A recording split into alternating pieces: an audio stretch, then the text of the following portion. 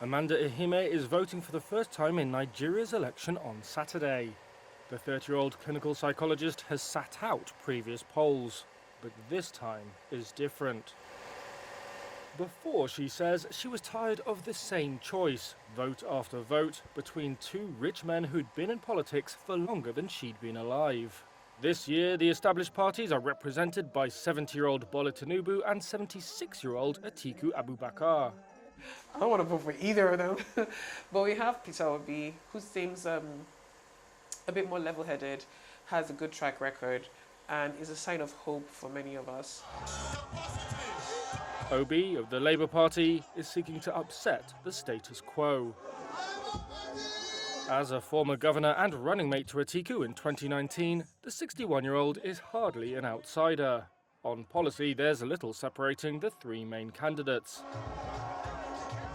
But Obi has, in part through an active social media campaign, managed to tap into youth frustrations ranging from the economy to violence that has spread across the country. Support from young and tech-savvy first-time voters, calling themselves Obi-dients, has helped put him ahead of his older rivals in at least 4 polls. If we get it wrong this time, we might have to wait another 8 years. At a rally in Lagos this month, student Emmanuel Nduke said that if Obi's not elected, he'll leave the country. Nigeria is already suffering a brain drain, as skilled workers flee high inflation, erratic power supplies, and corruption. Iheme says the political weather started to shift in 2020. That was with mass protests against police brutality. The entire protest was a very big factor, because we literally saw the country kill us. So when you're put in a helpless situation like that, the next thing you want to think about is, what can I actually do to change my reality?